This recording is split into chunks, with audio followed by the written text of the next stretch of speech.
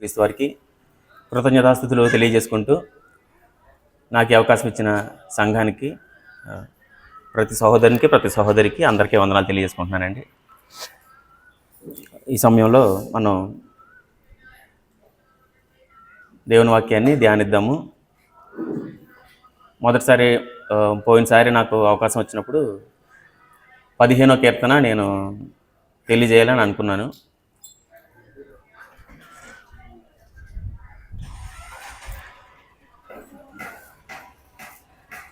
పోయినసారి నాకు అవకాశం వచ్చినప్పుడు నేను 15వ కీర్తన తెలియజేయాలనుకున్నాను. అప్పుడు 2 వచనాలు మనం ధ్యానించాము. అది కంప్లీట్ అవ్వలేదు కాబట్టి అది కంప్లీట్ చేయాలని అనుకున్నాను ఈరోజు.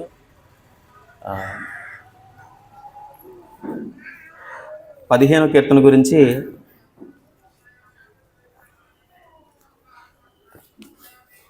మనందరికీ చిన్న అవగాహన ఉంది. యెహోవా, నీ గుడారంలో అతిథిగా ఉండదగిన వాడెవడు? నీ పరిశుద్ధ పర్వతం మీద నివసింపదగిన వాడెవడు అని దావీదు కీర్తన పాడుతున్నాడు.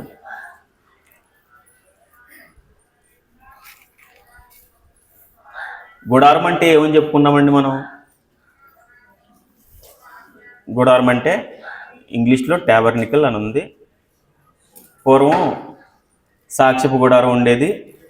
దేవుణ్ణి ఆరాధించుటకు మందిరం లేనప్పుడు గుడారమే మందిరంగా వినియోగించారు. తర్వాత దావీదు సేకరించిన వాటితో సొలొమోను దేవుని మందిరం కట్టాడు, దేవాలయం కట్టాడు. ఆ గుడారాన్ని పోలిన మందిరమే కట్టాడు. యెహోవా నీ పరిశుద్ధ పర్వతం మీద నివసింపదగిన వాడెవడు? ఇక్కడ గుడారం అన్నాడు, పర్వతం అన్నాడు, పరిశుద్ధ పర్వతం అన్నాడు. ఆ రెండు మందిరానికి సూచన. మందిరం దేనికి సూచన అండి?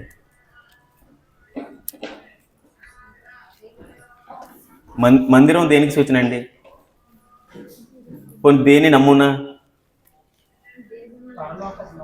అవునండి, పరలోకానికి నమూనా. పరలోకంలో మందిరంలో ఎన్ని భాగాలు ఉంటాయండి?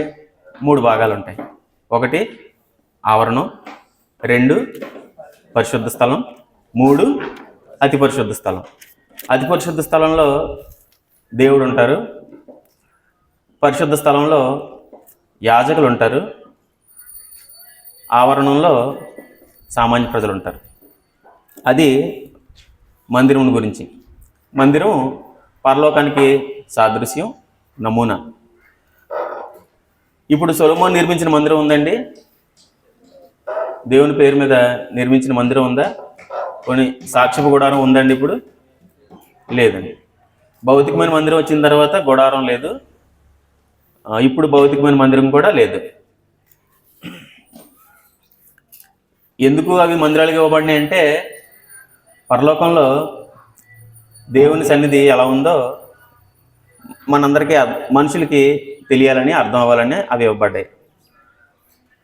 ఇప్పుడు యేసు వచ్చిన తర్వాత ఆత్మ సంబంధమైన మందిరాన్ని కట్టారండి. ఈ ఆత్మ సంబంధమైన మందిరంలో ప్రవేశించిన ప్రతి ఒక్కరికి ఆ మందిరం గురించి అవగాహన ఉంది. అందరికీ ఆ మందిరం గురించి తెలుసు, తెలియని వాళ్ళు ఎవరు లేరు.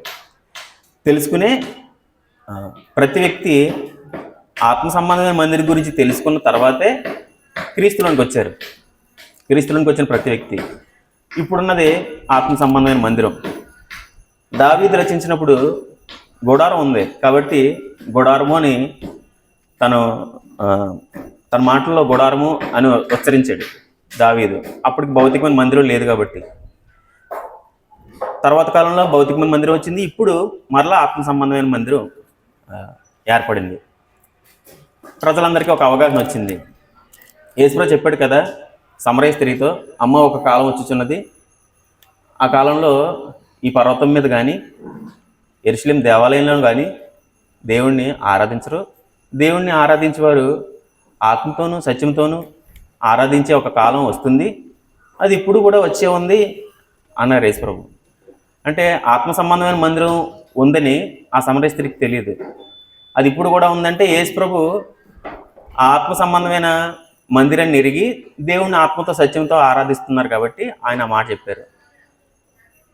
యేసుప్రభు ఆత్మ సంబంధమైన మందిరాన్ని నిర్మించిన తర్వాత ప్రతి ఒక్కరూ అవగాహన కలిగి ప్రభు చెంతకు వచ్చి దేవుణ్ణి ఆత్మతో సత్యంతో ఆరాధిస్తున్నారు.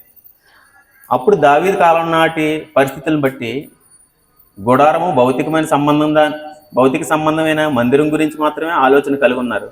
ఇప్పుడు మనం కూడా అదే ఆలోచన కలిగి ఉండాలా? ఆత్మ సంబంధమైన మందిరం గురించి తెలుసు కాబట్టి ఆత్మ సంబంధమైన మందిరం గురించిన ఆలోచన కలిగి ఉండాలా? ఆత్మ సంబంధమైన మందిరం గురించి ఆలోచన కలిగి ఉండాలి. అప్పుడు ఈ ఆత్మ సంబంధమైన మందిరంలో అతిథిగా ఉండదగిన వారెవరు?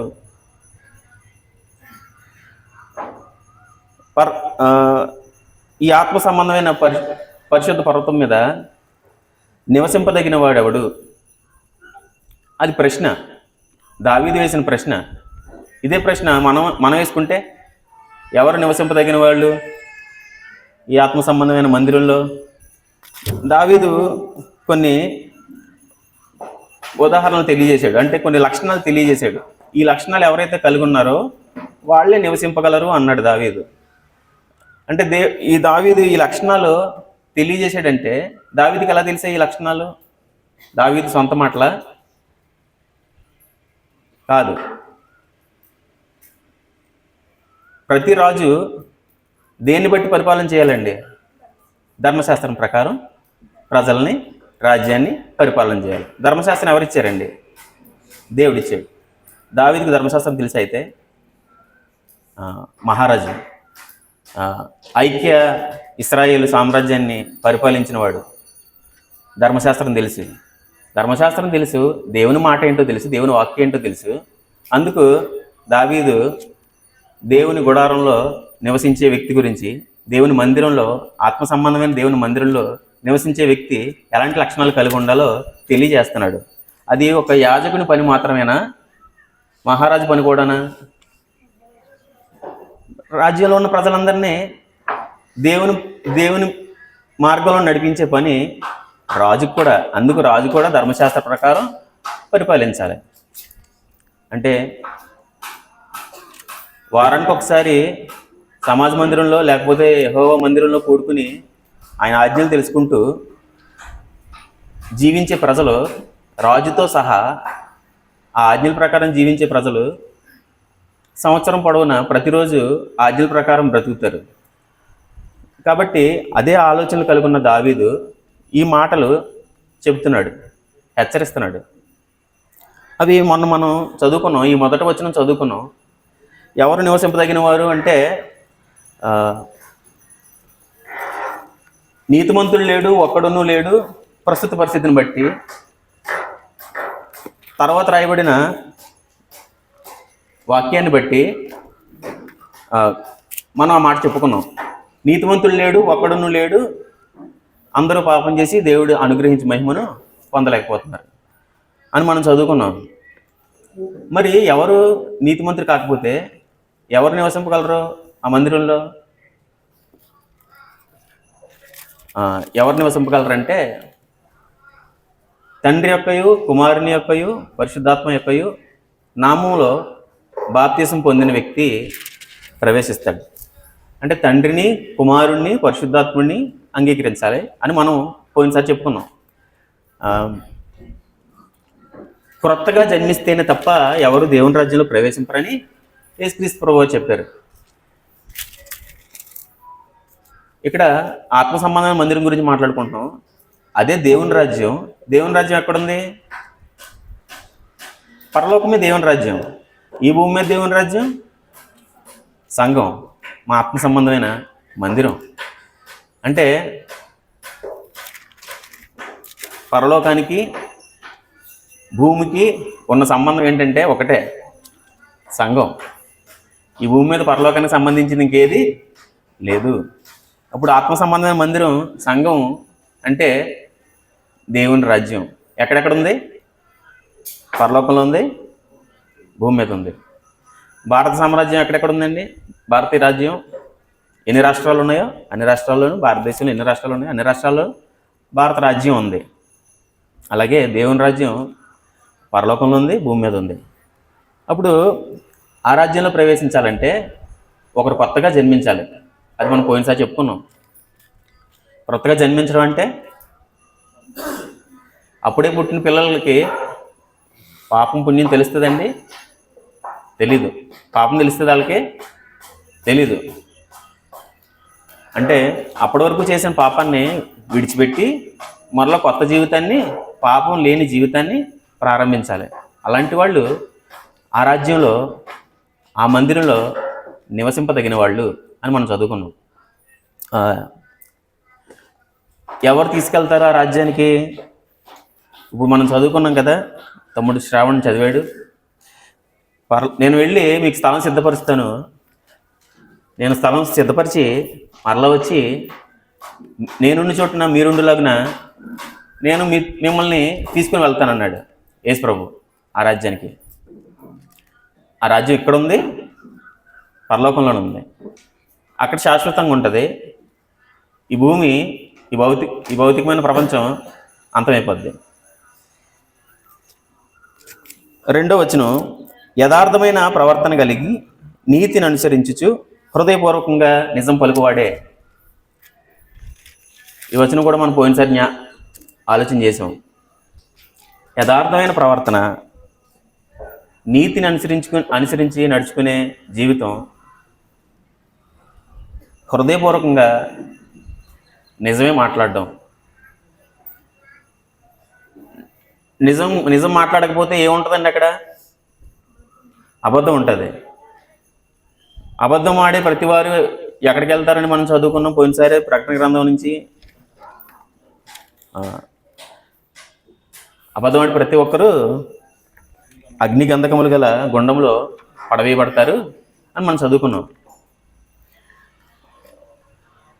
దేవుని పరిశుద్ధ పట్టణంలో వాళ్ళకి ప్రవేశం లేదు, అది కూడా చదువుకున్నాం మనం పోయినసారి. పరిశుద్ధ పట్టణానికి వెలుపలే ఉంటారు వాళ్ళు, లోపలికి ప్రవేశించరు అని చదువుకున్నాం మనం. ఎవరు?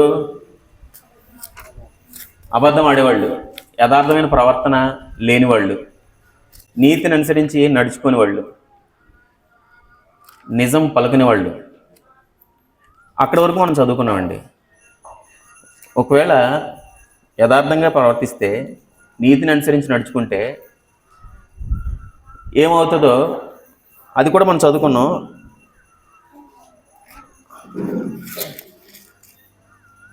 దాని తర్వాత వచనాలు చదువుకుందామండి మనం ఇప్పుడైతే. 3వ వచనం నుండి చదువుకుందాము.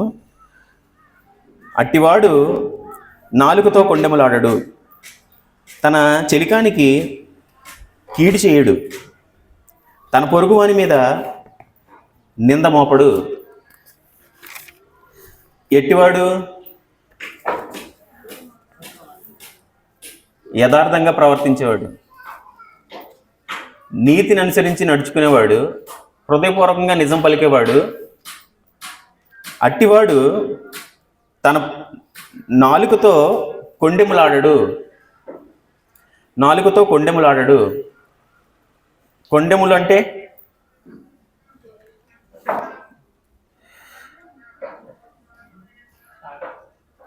ఏంటండి? చాడీలు చెప్పడం. కొండెములు అంటే నేను వెళ్ళి ఒక వ్యక్తిని కలిశానంటే మేమిద్దరం మాట్లాడుకునేటప్పుడు అక్కడ లేని మూడో వ్యక్తి గురించి మాట్లాడుకుంటామండి. ఆ మూడో వ్యక్తి గురించి మాట్లాడుకునే మాటలు మంచివై ఉండవండి. మూడో వ్యక్తి గురించి మాట్లాడుకున్నప్పుడు మంచిని మాట్లాడుకోము, ఆ మూడో వ్యక్తిలో ఉన్న చెడుని గురించి మాట్లాడుకుంటాం. అది కొండెము. చాడీలు చెప్పడం అంటే ఎక్కడ మాటలు అక్కడ చెప్పడం, అక్కడ మాటలు ఇక్కడ చెప్పడం. తన చెలికానికి కీడు చేయడు. కొండెములు చెప్పడం అంటే ఏంటనమాట అండి? కీడు చేయడం. ఎవరికి? చెలికానికి. శత్రువు కదండి. చెలికాడు అంటే ఎవరండి? స్నేహితుడు. స్నేహితుడి గురించి చెడ్డ మాటలు చెప్పడం, సహోదరుని గురించి చెడ్డ మాటలు చెప్పడం, కీడు చేయడం, తన పొరుగు వాని మీద నింద మోపడు. నింద అంటే ఏంటండి?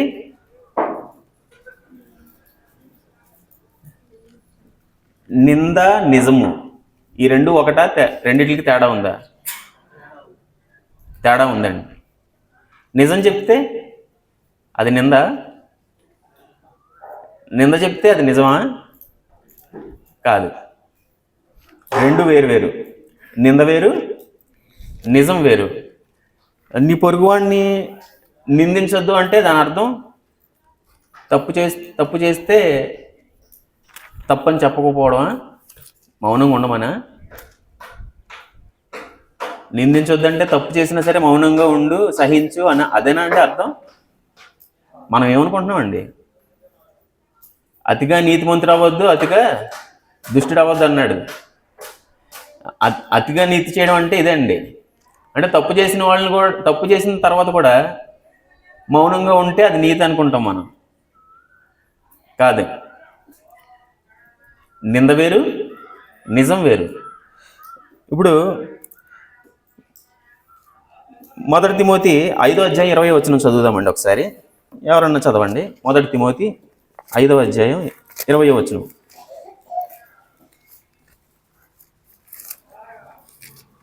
ఇతరులు భయపడు నిమిత్తము పాపం చేయువారిని అందరి ఎదుట గద్దింపుము. దేవుని వాక్యం ఏం చెప్తుందండి? దేవుని వాక్యం ఏం చెప్పిందండి? పాపం చేయవారి, ఇతరులు భయపడే నిమిత్తం పాపం చేసిన వారిని అందరి ఎదుట గద్దింపుము. మరి నింద మోపొద్దన్నాడు ఇందాక.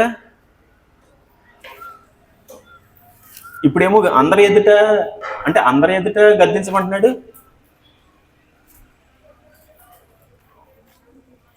పర్సనల్గా ఒకరి దగ్గరికి వెళ్ళి ఇంకొకరి గురించి చెప్పడం కాదండి.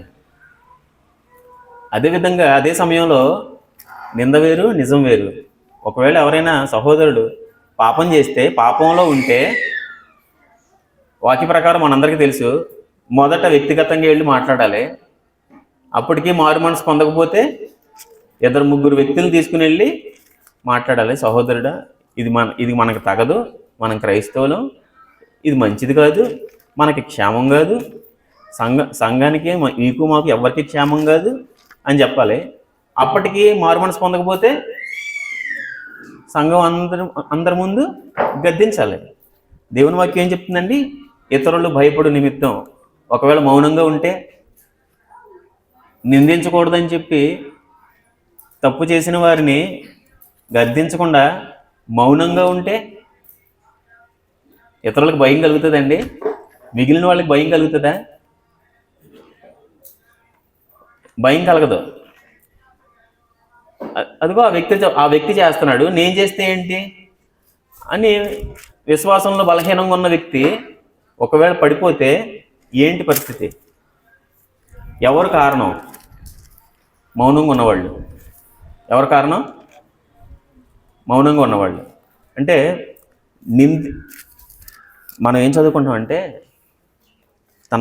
అట్టివాడు తన పొరుగువాడి మీద కొండెములాడడు, తన చెలికానికి కీడి చేయుడు, నింద మోపడు. ఏమంచో తన పొరుగువాని మీద నింద మోపడు. నింద మోపకూడదంటే తప్పు చేసినా మౌనంగా ఉండమని కాదు. ఓకేనండి? మనందరం అదే అనుకుంటున్నాం. అతిగా నీతిపరులుగా ప్రవర్తించాలనుకుంటున్నాం. అందరి ముందు గద్దించాలి. అది వేరు. ఇక్కడ అది చెప్పట్లేదు. ఇక్కడ దావీదు నిందంటే అబద్ధాన్ని చెప్పడం. యేసు ప్రభు మీద నిందలేశారా, నిజాలు చెప్పారండి ఆయన శిక్షించడానికి? అది నిజమా? అది కాదు. ఇక్కడ నిందంటే అది అంటే చెయ్యని దానిని చేశాడని చెప్పడం.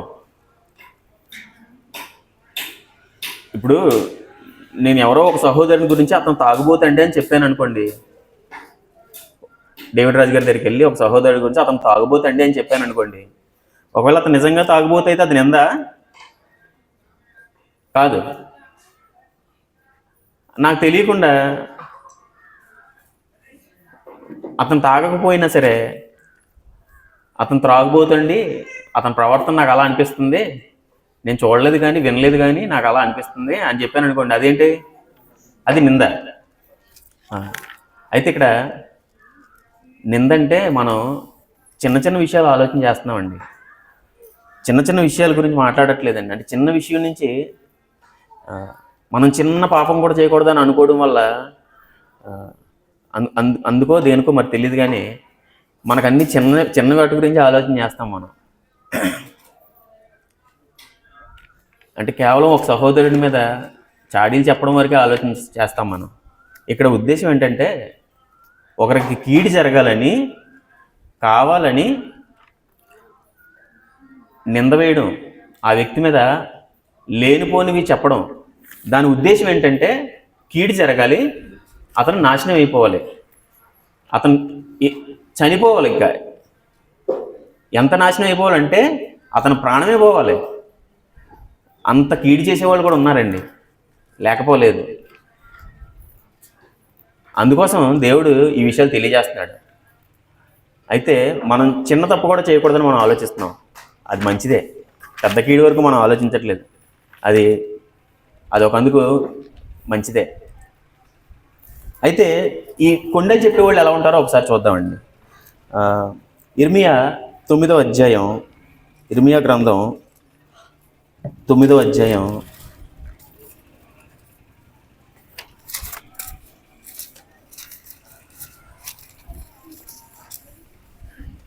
4 నుంచి, ఇర్మియా గ్రంథము 9వ అధ్యాయము 4 నుంచి 9 వరకు నేను చదువుతానండి. మీలో ప్రతివాడును తన పొరుగువాని విషయమై జాగ్రత్తగా ఉండవలెను.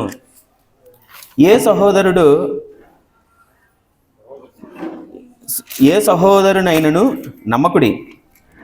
నిజముగా ప్రతి సహోదరుడును తంత్రగొట్టెయ్యి తన సహోదరిని కొంపముంచును. ప్రతి పొరుగువాడును కొండెములు చెప్పుటకై తిరుగులాడుచున్నాడు.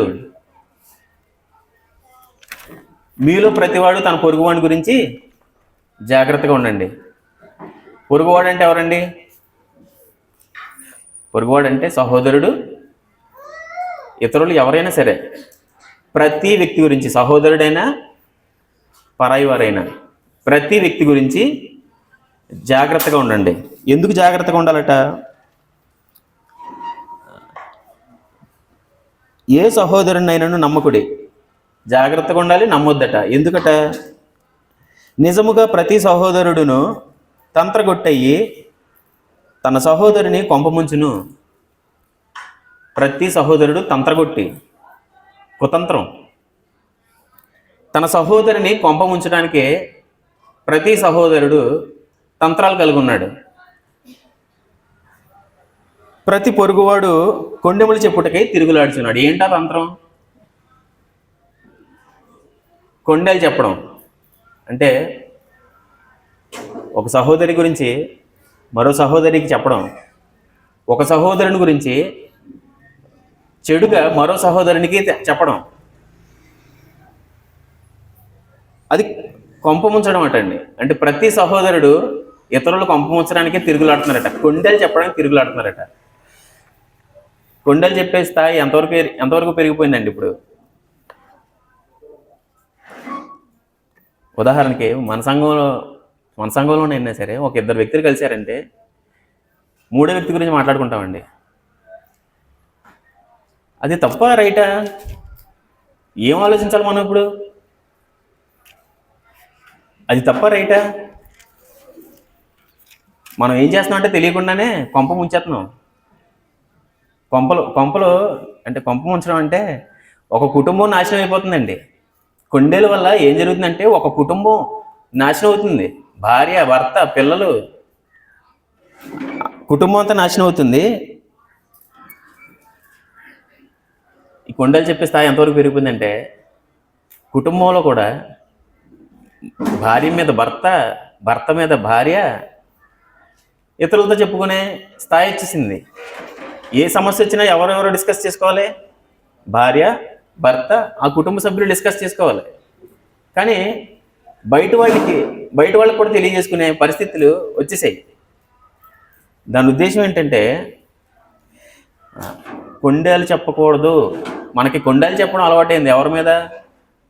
సహోదరుని మీద, పొరుగువాని మీద కొండేలు చెప్పడం అలవాటైపోయి ఇప్పుడు ఇంటిలో వాళ్ళు, కుటుంబంలో వారి మీద కూడా కొండేలు చెప్పడం ఆ స్థాయికి వెళ్ళిపోయింది. అంటే స్థాయి పెరిగిపోయిందా తగ్గిపోయిందా? స్థాయి చాలా పెరిగిపోయిందండి. అంటే ఇతరుల మీద, పరాయి వాళ్ళ మీద కాదు, ఒకే కుటుంబం, ఒకే ఇంటిలో మనుషుల మీద, చివరికి వారు ఇరువురు కాదు ఒకరే అన్న భార్య భర్తల మధ్యలో కూడా కొండేలు, ఒకరి గురించి ఒకరు, తన మీద తానే కొండేలు చెప్పుకున్నట్టు ఆ స్థాయికి నిజమండి కదా, అవును కదా, ఆ స్థాయికి పెరిగిపోయాం మనం. ఏ విషయంలో? కొండేలు చెప్పుకుని. అప్పుడు ఎవరి కొంప ఎవరు ముంచుకున్నట్టు? నా కొంప నేనే ముంచుకున్నట్టు. మనకు అది అర్థం కావట్లేదు, ఆలోచించట్లేదు మనం. ఎందుకంటే తంత్రాలు ఎక్కువైపోయాయి తప్ప వెనకాల జరిగే నష్టం తెలియట్లేదు మనకి. కొండలు చెప్పేవాళ్ళు ఎలా ఉంటారు? సత్యము పలుకక ప్రతివాడును తన పొరుగు వానిని వంచించును, అబద్ధములాడుట తమ నాలుకలకు అభ్యాసం చేసి ఉన్నారు. ఎదుటివాని తప్పులు పట్టవలనని ప్రయాసపడుదురు.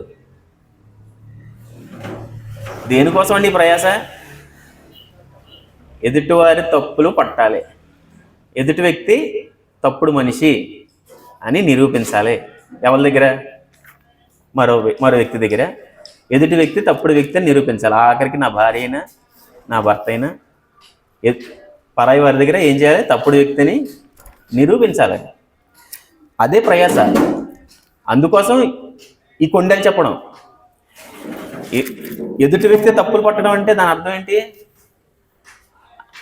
నేను మంచోడిని, అతను చెడ్డోడు అని చెప్పడం అనమాట. నేను చాలా మంచోడిని, అతనైతే చెడ్డోడు అని చెప్పడానికి. అది కుటుంబంలో వ్యక్తులను కూడా చెడ్డోళ్ళని చేసేసి స్థాయికి పెరిగిపోయాం. అభ్యాసం చేసామంట అబద్ధాలు ఆడడం. అంటే కొన్ని విషయాలు దాచేస్తాం, కొన్ని విషయాలే మాట్లాడతాం. అది అబద్ధం, నిజం అండి, అది అబద్ధం. కొన్ని ఏది దాచకూడదు. మరి ఒకవేళ మాట్లాడితే నేనేం చేశానో కూడా చెప్పాలి. ఎదుటి వ్యక్తి ఏం చేశాడో మాత్రమే కాదు, నేనేం చేశానో కూడా చెప్పాలి. అప్పుడు న్యాయం తెలుస్తుంది. ఆ వ్యక్తి, విన్న వ్యక్తి ఏది న్యాయమో ఏది తప్పో తెలియజేస్తాడు. అంతే తప్ప నేను చేసినవి దాచేసి ఎదుటి వాళ్ళు చేసినవి మాత్రమే చెప్తే అది అబద్ధం. అవి అభ్యాసం చేస్తున్నాం, అందుకు ప్రయాసపడుతున్నాం మనం. ఎదుటి వ్యక్తి తప్పులు పట్టాలి, ఎదుటి వ్యక్తి తప్పు చెడ్డవాడని నిరూపించాలి.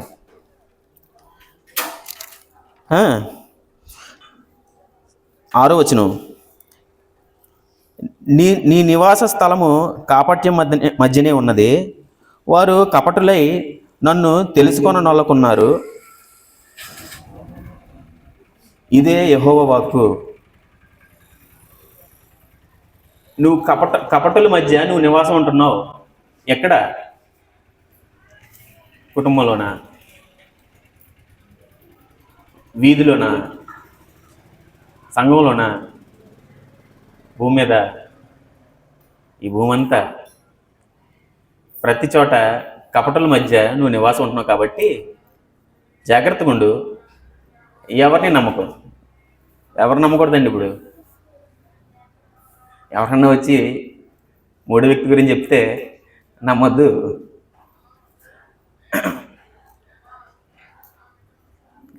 జాగ్రత్తగా ఉండు. కపటులే నన్ను తెలుసుకొని నొల్లక ఉన్నారు. దేవుడు అంట, ఇదే యెహోవా వాక్కు. ఈ కొండలు చెప్పేవాళ్ళకి ఎవరు తెలియలేదండి? నన్ను తెలుసుకొని నొల్లకున్నారు వాళ్ళు. దేవుడిని తెలుసుకున్న వాళ్ళు కొండలు చెప్తారా? దేవుడు వింటున్నాడు కదా, చూస్తున్నాడు కదా. ఆ గ్రహింపు లేకపోతే దేవుణ్ణి తెలుసుకోలేనట్టే. వాళ్ళు ఈ కపటపు మాటలు కొండలు చెప్పేవాళ్ళు దేవుణ్ణి తెలుసుకోలేదు కాబట్టే చెప్తున్నారు. కావున సైన్యములకు అధిపతియగు యెహోవా ఎలాగ సెలవిచ్చుచున్నాడు, ఆలకింపుము, వారిని చొక్కము వేయునట్లుగా నేను వారిని కరిగించుచున్నాను. నా జనులను బట్టి నేను మరేమి చేయుదును?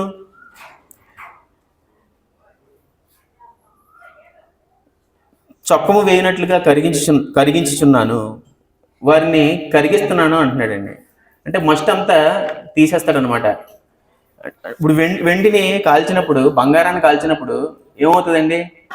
మస్ట్ అంతా పోయి శ్రేష్టమైంది మేలిమి బంగారం కానీ మేలిమి వెండి కానీ ఉంటుంది. ఇప్పుడు దేవుడు తన ప్రజలందరినీ కరిగిస్తుంటే మస్ట్ పట్టిన ప్రజలు ఏమవుతారండి? ఏం మిగులుతుంది? శ్రేష్టమైంది మిగులుతుంది. అంటే కొండలు చెప్పేవాళ్ళు ఏమవుతారు? కాలిపోతారు. ఎవరు మిగులుతారు? శ్రేష్ఠులు మిగులుతారు. ఆ వ్యక్తిని కాదండి, ఒక వ్యక్తిని కరిగించడం కాదండి ఇక్కడ. నాలో ఉన్న గుణాలను కరిగించి శ్రేష్టతను బయటికి తీయడం కాదండి ఇక్కడ. దేవుని ప్రజల సమూహాన్ని, ఇందులో ఎవరు శ్రేష్ఠులు లేకపోతే ఎవరు కొండేలు చెప్తున్నారు, ఇది తేలిపోవాలంటే కరిగించాలి. మస్ట్ అంతా పోవాలి అంటే చెడ్డవారందరూ పోవాలి. అది చేస్తారటండి. ఒకవేళ దేవుడు కనుక అదే చేస్తే నేనుంటానా? నేను పోతానా? అది మనందరం ప్రశ్నించుకోవాలి. మరి ఏం చేస్తాను అంటున్నాడు దేవుడు. మరి ఏం చేయుదును? వారి నాలుక ఎందుకంటే మరి ఏం చేస్తాను ఎందుకంటే ఎందుకు అలా కరిగిస్తానంటే వారి నాలుక ఘాతుక బాణము, అది కాపట్యం పలుకుచున్నది. ఘాతుక బాణం బాణం ఏం చేస్తుందండి? ప్రాణం తీస్తుంది. ఇతర ఒక మనిషి దేహంలో చొచ్చుకుపోతుంది, కీడి చేస్తుంది, ఘాతకం కలిగిస్తుంది, ప్రాణం తీస్తుంది. అది కాపట్యం పలుకుచున్నది. ఒకడు మనసులో వంచిన అభిప్రాయం ఉంచుకొని నోట తన పొరుగువానితో సమాధానంగా మాట్లాడును.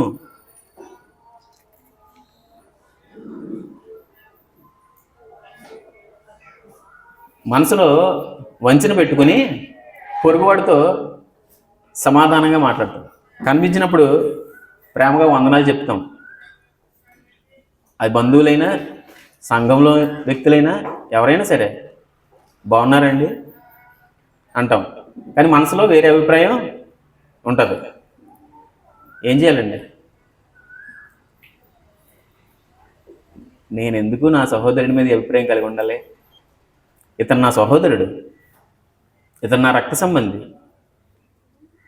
ఇతను దేవుని కుమారుడు, నా తోడబుట్టినాడు. నేను ఎలా అనుకోవచ్చా? మొదట అలా ఆలోచించాలి. అప్పుడు ఇలా చేయకూడదు కదా అని నాకు నేను చెప్పుకోవాలి. అప్పుడు మానేస్తాం. అవునండి. దేవుడు తెలియజేయకపోతే మనకు ఎలా తెలుస్తుంది? ఈ లోకంలో మనం ఇదే కదా చూసాము. ఈ లోకం అంటే ఇదే కదా చూస్తున్నాం మనం. మరి ఈ లోక మాలిన్యం అంటుకుంటుంది కదా. అంటుకోకుండా బ్రతకాలంటే దేవుడు తన వాక్యం ద్వారా మనకు తెలియజేస్తున్నాడు. తెలియజేసినప్పుడు వినొద్దా? ఆయన మాట వినొద్దా? ఇదే యెహోవా వాక్కు అన్నాడు కదా, మరి ఏం చేస్తాను నేను అన్నాడు కదా. కరిగించకపోతే మరి ఏం చేస్తాను అన్నాడు కదా.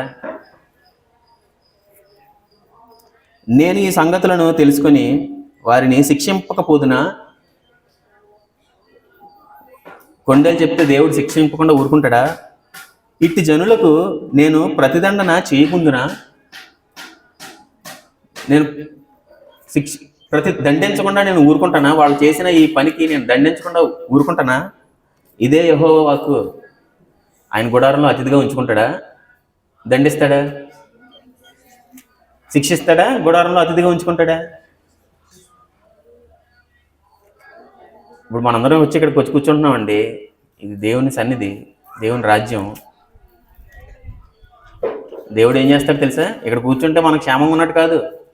నేను ఇక్కడికి వచ్చి నిలబడి మాట్లాడితే నేను క్షేమంగా ఉన్నట్టు కాదు. దేవుడు దండించినప్పుడు, కరిగించినప్పుడు నేను నిలబడతానా, నిలబడినా? అది నేను ప్రశ్నించుకోవాలి, నన్ను నేను, మనందరం. అయితే కొండేలు చెప్పేవాళ్ళు ఎలా ఉంటారో మనం ఆలోచన చేసాం. ఒకవేళ సహోదరుని మీద వంచనాభిప్రాయం ఉంచుకుని సమాధానంగా మనం మాట్లాడుతున్నామా? ఏం చేయాలి? దేవుడు తన మాట ఏంటో మనకు తెలియజేస్తున్నాడు కదా, శిక్షిస్తానని, ప్రతిదండం చేస్తానని. దేవుడు అంటే భయం ఉంటే ఏం చేయాలి? వంచనాభిప్రాయం ఏం చేయాలి? విడిచిపెట్టాలి. నేను నా సహోదరుని మీద ఇలాగా అనుకోవచ్చా? ఇతను నా అన్నయ్య, ఇతను నా తమ్ముడు, ఇతని గురించి, ఈమె నా చెల్లి, ఈమె నా అక్క, వీళ్ళ గురించి నేను అలా అనుకోవచ్చా? మొదట ఆ ప్రశ్న వేసుకోవాలి మనం. తర్వాత యాకోబు 4వ అధ్యాయం 11వ వచనం. యాకోబు పత్రిక 4వ అధ్యాయం 11వ వచనం. సహోదరులారా, ఒకనికి విరోధంగా ఒకరు మాట్లాడకుడి. తన సహోదరునికి విరోధముగా మాట్లాడి తన సహోదరునికి తీర్పు తీర్చేవాడు ధర్మశాస్త్రమునకు వ్యతిరేకంగా మాట్లాడి ధర్మశాస్త్రమునకు తీర్పు తీర్చుచున్నాడు. నీవు ధర్మశాస్త్రమునకు తీర్పు తీర్చిన ఎడల ధర్మశాస్త్రమును నెరవేర్చువాడవు కాక న్యాయము విధించు వాడవైతివి. సహోదరునికి విరోధంగా, సహోదరులారా, ఒకరికి విరోధంగా ఒకడు మాట్లాడకుడి. ఒకరికి విరోధంగా ఒకరు మాట్లాడద్దు. ఎందుకట? సహోదరునికి తీర్పు తీర్చేవాడు ధర్మశాస్త్రానికి తీర్పు తీర్చుతున్నాడు. ఒక వ్యక్తికి తీర్పు తీర్చితే ఎవరికి తీర్పు తీర్చినట్లట? ధర్మశాస్త్రానికి తీర్పు తీర్చినట్లట. ఎందుకు? నీవు ధర్మశాస్త్రానికి తీర్పు తీర్చిన ఎడల ధర్మశాస్త్రమును నెరవేర్చువాడవు కాక న్యాయం విధించువాడవైతివి. నేను శైలేంద్ర ఉన్నాడండి, శైలేంద్ర గురించి నేను విరోధంగా మాట్లాడాను అనుకోండి, నేను ధర్మశాస్త్రానికి వ్యతిరేకంగా తీర్పు తీర్చినట్లు. అంటే నేను న్యాయం విధించేవాడిగా ఫీల్ అవుతున్నాను. నేను న్యాయం విధించేవాళ్ళు ఎవరు? దేవుడు మాత్రమే. నేనేం చేయాలి? శైలేంద్రతో పాటు ధర్మశాస్త్రాన్ని ఫాలో అవ్వాలి. అంతేగాని నువ్వు ధర్మశాస్త్రాన్ని మీరుతున్నావని నేను న్యాయం తీర్పు తీర్చొచ్చా? లేదండి.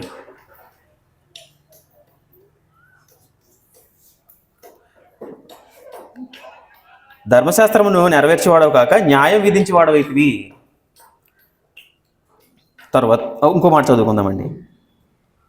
మరి ఏం చేయొద్దు? సహోదరునికి విరోధంగా మాట్లాడొద్దు, తీర్పు తీర్చొద్దు, నిందించొద్దు, కొండేలాడొద్దు, విరోధంగా మాట్లాడొద్దు, తీర్పు తీర్చొద్దు. రోమపత్రిక 12వ అధ్యాయం, రోమపత్రిక 12వ అధ్యాయం 17వ వచనం.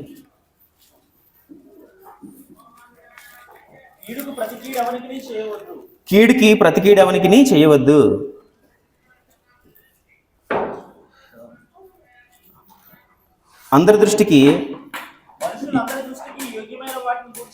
మనుషులందరి దృష్టికి యోగ్యమైన వాటిని గురించి ఆలోచన కలిగి ఉండుడి. కీడుకి ప్రతి కీడెవనికి చేయొద్దు.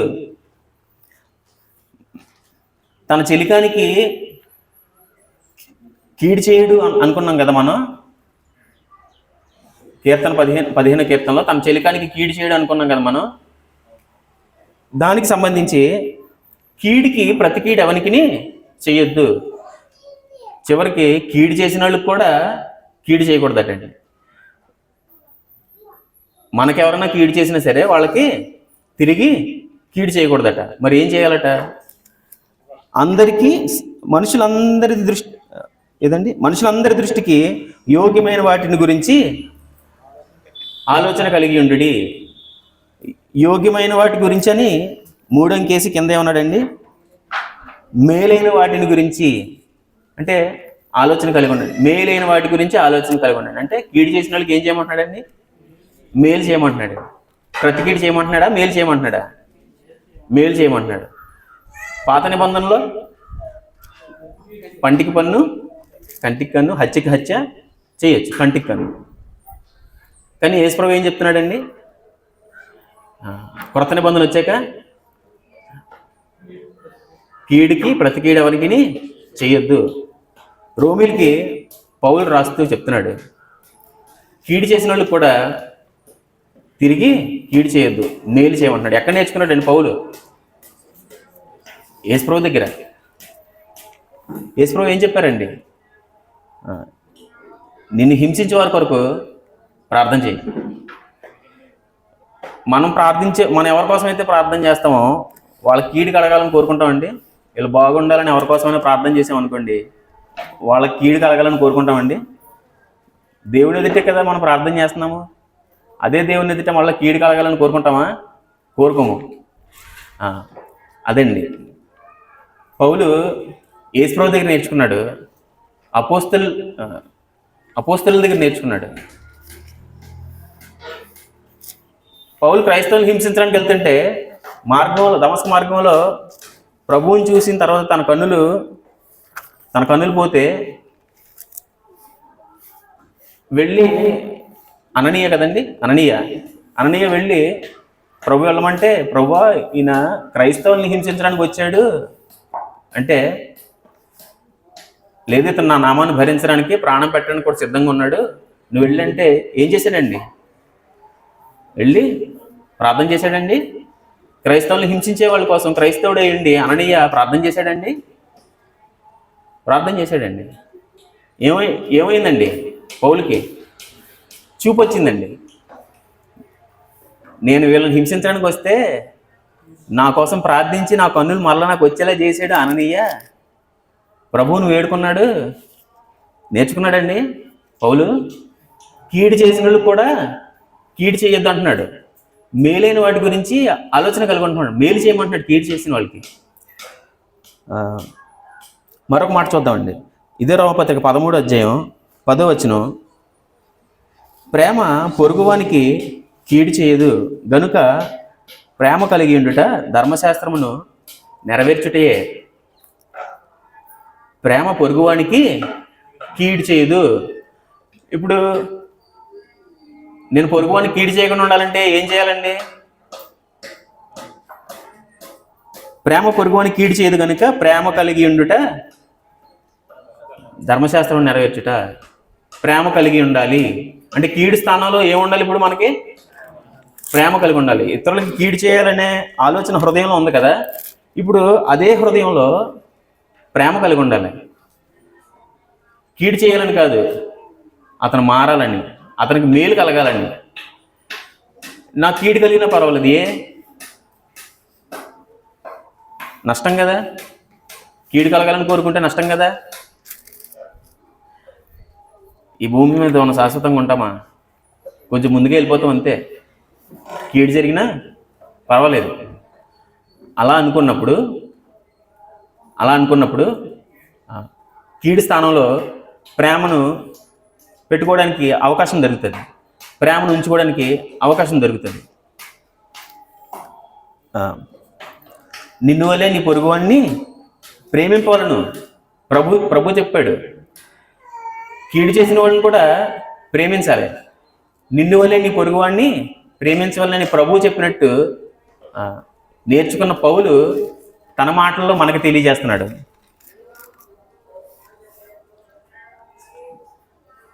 తన పొరుగువాని మీద కొండలు చెప్పడు. ఎందుకు కొండలు చెప్తాడంటే కీడు చేయడానికి. చెలికానికి కీడు చేయడు. కీడు చేయకుండా ఉండాలంటే కీడు స్థానంలో ప్రేమ ఉండాలి. అప్పుడు మనం మేలు చేయగలుగుతాం. వారు యెహోవా గుడారంలో నివసింపదగిన వాళ్ళు. తర్వాత వచనం చూద్దామండి. 4వ వచనం 15:4. అతని దృష్టికి నీచుడు అసహ్యుడు. కీర్తనలు 15:4 వచనం. అతని దృష్టికి కొండెలు చెప్పని వాడి దృష్టికి, చెలికానికి కీడు చేయని వాడి దృష్టికి, తన పొరుగు వాని మీద నిందలు మోపని వాడి దృష్టికి, అతని దృష్టికి నీచుడు అసహ్యుడు. నీచుడంటే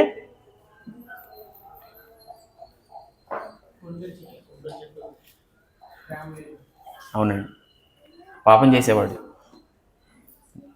నీచుడంటే డబ్బు లేనివాడు, పేదవాడు, కులం తక్కువవాడు, వాళ్ళు కాదండి నీచుడంటే. నీచుడంటే ఎవరంటే పాపం చేసేవాడు, అసహ్యుడు. ఎవరి దృష్టికి? యెహోవా గుడారంలో అతిథిగా ఉండేవాడి దృష్టికి నీచుడు అసహ్యుడు. నీచుడిని అసహ్యించుకుంటాడు, సహోదరుని ప్రేమిస్తాడు. అంటే నీచుడిని అసహ్యించుకుంటే అంటే పాపం చేసేవాడిని అసహ్యించుకుంటాడు, మెచ్చుకోడు. పాపం చేసేవాడిని మెచ్చుకుంటే వాడు ఇంకా పాపం చేస్తాడు. ఒకవేళ అసహ్యించుకుంటే వాడు మారుతాడు. అతడు యెహోవా యందు భయభక్తులు గల వారిని సన్మానించును. ఎవరిని అసహ్యించుకుంటాడు, ఎవరిని సన్మానిస్తాడు? పాపం చేసేవాడిని అసహ్యించుకుంటాడు, యెహోవా యందు భయభక్తులు గల వారిని సన్మానిస్తాడు. ఈ రోజుల్లో మనం ఎవరిని సన్మానిస్తున్నాం? పాపం చేసే వాళ్ళని సన్మానిస్తున్నామా? ఇదే రామపత్రిక 1వ అధ్యాయం 31వ వచనం చూద్దామండి. ఇందాక మనం చూసాం కదా రామపత్రిక. నేటి ప్రజలు ఎలా ఉన్నారంటే, రామపత్రిక 21 చెడ్డ లక్షణాలు చెప్పాడండి ఇక్కడ. ఇవన్నీ నీచ లక్షణాలు అనమాట అండి. 21 నీచ లక్షణాలు చెప్పాడు. చెప్పి చదవండి.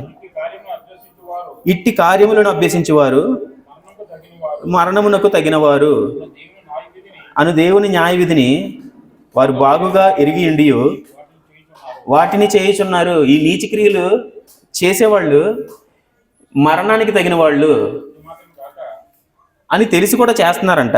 ఇది మాత్రం గాక వాటిని అభ్యసించే వారితో సంతోషంగా సమ్మతించుతున్నారు. ఈ 21 నీచ లక్షణాలు ఉన్నాయి ఇక్కడ. వీటిని చేసేవారితో సంతోషంగా సమ్మతిస్తున్నారటండి. అసహించుకుంటున్నారా, సమ్మతిస్తున్నారు ఇక్కడ? వీటిని ఇక్కడ చాలా లక్షణాలు ఉన్నాయి. మచ్చుక్కి 2-3 చదువుతాను. అట్టివారు సమస్తమైన దుష్టత్వం చేత, దుర్నీతి చేత, లోభం చేత, ఈర్ష్య చేత, మత్సరం చేత, నరహత్య, కలహములు, కపటములు, వైరములు, కొండెగాండ్రు, అపవాదికులు, దేవద్వేషులు, హింసకులు, అహంకారులు, బెంకములాడువారు, తల్లిదండ్రులకు అవిధేయులు. ఇవి చేసే వాళ్ళతో, వీటిని అభ్యసించే వారితో సంతోషంగా సమ్మతిస్తున్నారటండి. పాపం చేసే వాళ్ళతో సంతోషంగా సమ్మతిస్తున్నారట.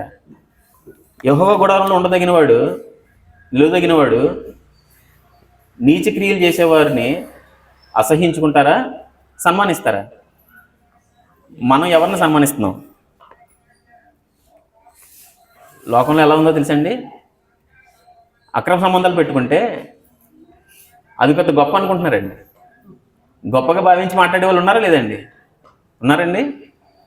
మందు తాగే వాళ్ళని గొప్పగా భావించే వాళ్ళు ఉన్నారండి? ఉన్నారండి. అంటే నీచమైన పనులు, పాపాలు చేసేవాళ్ళని సన్మానిస్తున్నారు. ఎవరిని సన్మానించాలి? యేసు ప్రభువు ఎవరిని సన్మానించారో చూద్దామండి ఒకసారి. మత్తయి సువార్త 5వ అధ్యాయం 12వ అధ్యాయం. టైం అయిపోయిందండి. అలాగే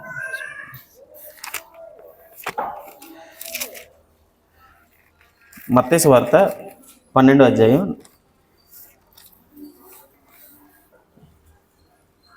46వ వచనం. ఆయన ధనసమూహంతో ఇంకా మాట్లాడుతుండగా, ఇదిగో తల్లియు సహోదరులను ఆయనతో మాట్లాడ కోరుచు వెలుపల నిలిచి ఉండేది. అప్పుడప్పుడు, ఇదిగో నీ తల్లియు నీ సహోదరులు మీతో మాట్లాడవలనని వెలుపల నిలిచి ఉన్నారని ఆయనతో చెప్పాను.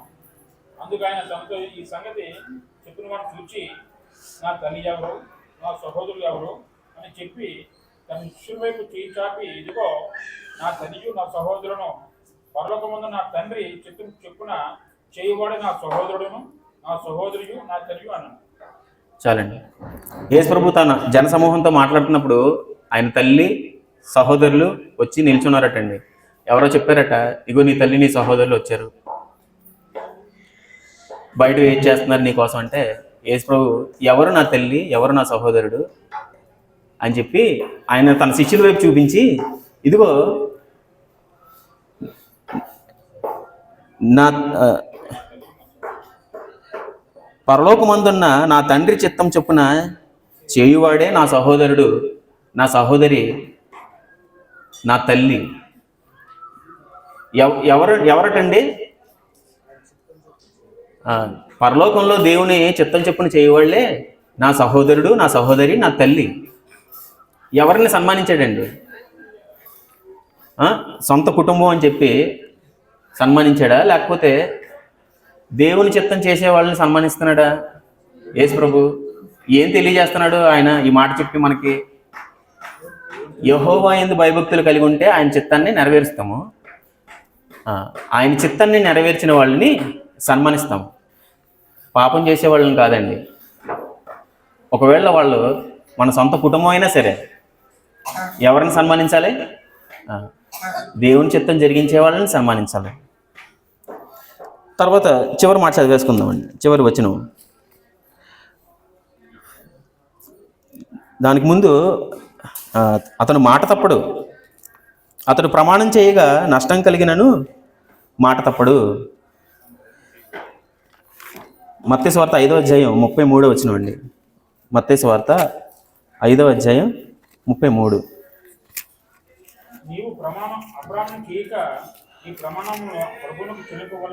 నీవు అప్రమాణం చేయక నీ ప్రమాణములను ప్రభువునకు చెల్లింపవలనని పూర్వీకులతో చెప్పబడిన మాట మీరు విన్నారు కదా. నేను మీతో చెప్పినదేమనగా, ఎంత మాత్రమును ఒట్టు పెట్టుకొనవద్దు, ఆకాశం తోడ అనవద్దు, అది దేవుని సింహాసనం, భూమి తోడు అనవద్దు, అది ఆయన పాదపీఠము, యెరూషలేము తోడు అనవద్దు, అది మహారాజు పట్టణము, నీ తల తోడని ఒట్టు పెట్టుకొనవద్దు, నీ ఒక వెంట్రుకనైనను తెలుపుగా కానీ నలుపుగా కానీ చేయలేవు, నీ మాట అవునంటే అవును, కాదంటే కాదు అని ఉండవలను. వీటికి మించినది దుష్టుని నుండి పుట్టినది.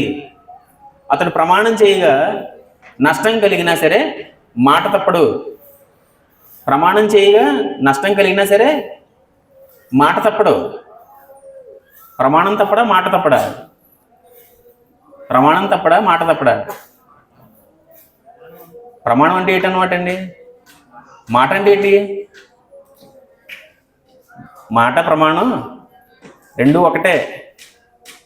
ఒట్టు పెడితేనే దాన్ని నెరవేర్చాలి, లేకపోతే నెరవేర్చక్కర్లేదు అనుకుంటాం మనం. యేసు ప్రభువు ఏమన్నాడంటే, మీరు ఒట్టు పెట్టొద్దు, ఆకాశం తోడనొద్దు, భూమి తోడనొద్దు, యెరూషలేము తోడనొద్దు, నా తల తోడనొద్దు, మీ మాట అవునంటే అవును, కాదంటే కాదు. దీనికి మించింది దుష్టుని నుండి పుట్టింది. ప్రమాణం చేస్తేనే నిలబెట్టుకోవాలి అని కాదండి, మాటిస్తే ప్రమాణంతో సమానం. చివరి వచనం చదువుదామండి. 5వ వచనం, 15 కీర్తన 5వ వచనం. తన ద్రవ్యము వడ్డీకి ఇయ్యడు, నిరపరాధిని చెరుపుటకై లంచం పుచ్చుకొనడు, ఈ ప్రకారం చేయవాడు ఎన్నడూను కదిలింపబడడు. తన ద్రవ్యము వడ్డీకి ఇయ్యడు. తన దగ్గర ద్రవ్యం ఉంది, ధనం ఉంది, అది వడ్డీకి ఇయ్యడు. ఎవరు తీసుకుంటారండి వడ్డీకి?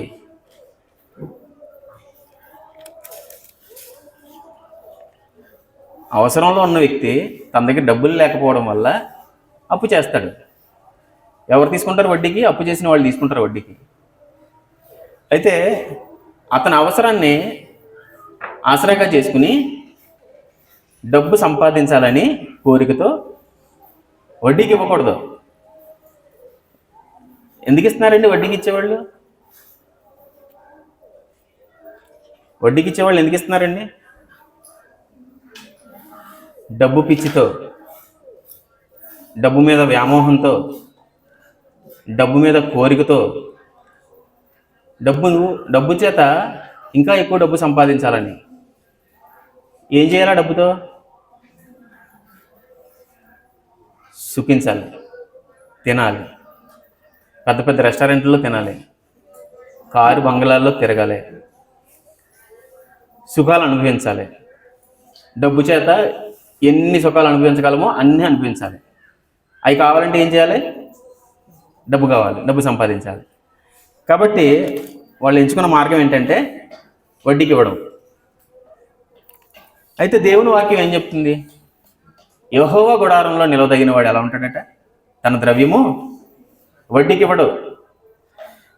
వడ్డీకి ఇస్తే ఏమవుతుంది? యెహోవా గుడారంలో ఉండలేము. యెహెజ్కేలు 18:13 ద్రవ్యం వడ్డీకి ఇస్తే ఏమవుతుందో చెప్తున్నాడు, దేవుడు చెప్తున్నాడు.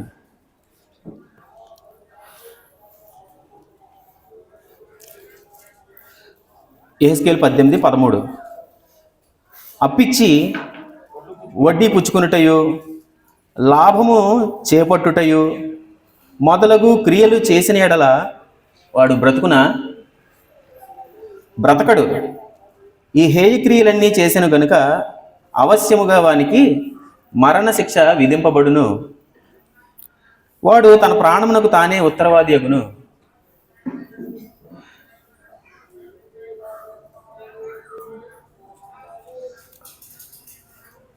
వడ్డీకి ఇచ్చి లాభం పుచ్చుకున్నట. ఎందుకు ఇస్తారండి వడ్డీకి? లాభం పుచ్చుకోవడానికి, లాభం సంపాదించుకోవడానికి. ఇది హేయక్రియ, దేవునికి అసహ్యమైన క్రియ వడ్డీకి ఇవ్వడం అనే సంగతి. ఈ హేయక్రియ చేసిన కనుక అవశ్యముగా వానికి మరణశిక్ష విధింపబడును. వడ్డీకి ఇవ్వడం మరణానికి తగిన పాపం. వడ్డీకి ఇవ్వడం పాపమట. ఎంత పాపం అంటే మరణానికి తగిన పాపము.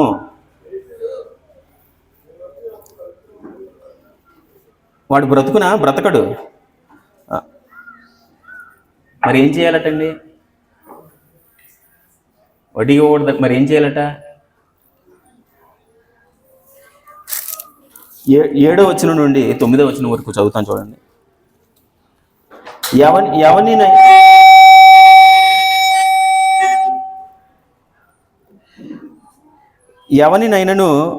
ఎవనినైనను బాధ పెట్టకయు, రుణస్థునికి అతని తాకట్టును చెల్లించి, బలాత్కారం చేత ఎవరికైనాను నష్టము కలుగ చేయకయు నుండువాడే, ఆకలి గలవానికి ఆహారం ఇచ్చి, దిగంబరికి బట్ట ఇచ్చి, వడ్డీకి అప్పియ్యకయు, లాభము చేపట్టకయు, అన్యాయము చేయకయు, నిష్పక్షపాతంగా న్యాయం తీర్చి, యథార్థపరుడై నా కట్టడలను గైకొనుచు నా విధులను అనుసరించిన ఎడల వాడే నిర్దోషియగును. నిజముగా వాడు బ్రతుకును. టైం అయిపోయింది. అలాగే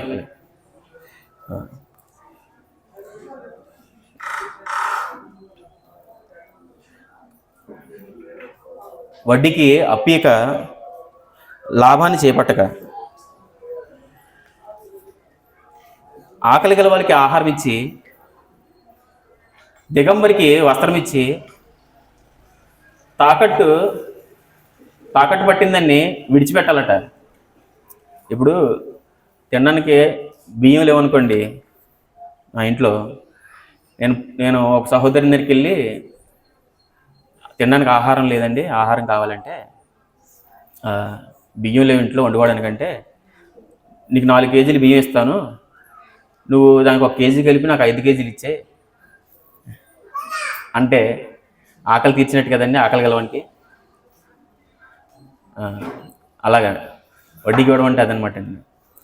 అలాగా వడ్డీకి ఇవ్వడం అతను నష్టం కలిగిన మాట తప్పుడు తన ద్రవ్యం వడ్డీకి ఇవ్వడు, నిరపరాధం చేర్పడానికి లంచం పుచ్చుకోడు. యేసు ప్రభువుని అమ్మేయడానికి ఇస్కరియోతు యోధ వెండి నాణేలు పుచ్చుకున్నాడు. ఒక నిరపరాధి రక్తాన్ని నేను చిందిస్తున్నాను అన్నాడు. వెళ్ళి వాళ్ళ దగ్గర తిరిగి వెళ్ళి, మీ డబ్బులు మీరు తీసుకోండి, ఆయన విడిచిపెట్టండి, నేను నిరపరాధ రక్తానికి చిందిస్తున్నాను నేను అన్నాడు. ఆ సంగతి మాకు తెలియదు, నువ్వే చూసుకో అనేసి వాళ్ళంటే ఇంకా ఏం చేయలేక ఆ డబ్బులు విసిరేసి దేవాలయంలో విసిరేసి ఊరి పెట్టుకుని చనిపోయాడండి. నిరపరాధికి కీడు చేయడానికి లంచం తీసుకుంటే గతి ఏంటంటే మరణమే.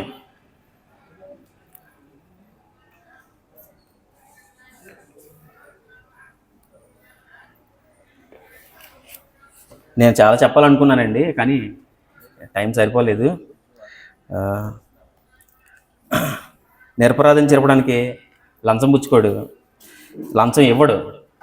ఈ రోజుల్లో ఎంతమంది లంచాలు ఇస్తున్నారండి. ఒక ఆడపిల్ల జీవితం నాశనం చేసి సరి చేసుకోవడానికి డబ్బులు ఇచ్చేసి దాన్ని సెట్ చేసుకుందామని చూసేవాళ్ళు ఉన్నారా లేరండి? ఉన్నారండి. కార్ యాక్సిడెంట్ చేసి ఒకటి చనిపోతే డబ్బులు ఇచ్చేసి ఆ కేసు మాఫీ చేసుకోవడానికి లంచం ఇచ్చిన ఉన్నారా లేరండి? ఉన్నారండి. ప్రతి విషయంలో ఇలా లంచం ఇచ్చి మాఫీ చేసుకునే వాళ్ళు చాలామంది ఉన్నారండి. ఒక ఆడపిల్ల జీవితం నాశనం చేసి డబ్బులు ఇచ్చేస్తే అయిపోయింది. దేవుడు చూస్తూ ఊరుకోడు. ఇట్టి ప్రకారం చేయవాడు ఎన్నడూను కదల్చబడడు. ఎక్కడి నుంచి కదల్చబడడు? యెహోవా గుడారంలో నుంచి కదల్చబడడు. సంఘంలో నుంచి కాదండి. ఇలా బ్రతకాలి. ఏ సంఘంలో ఉన్నా సరే, వైజాగ్ క్రీస్తు సంఘంలో ఉన్నా, రాజమండ్రి క్రీస్తు సంఘంలో ఉన్నా, ఏలూరు క్రీస్తు సంఘంలో ఉన్నా, ఎక్కడున్నా సరే వీటిని అనుసరించి బ్రతకాలి.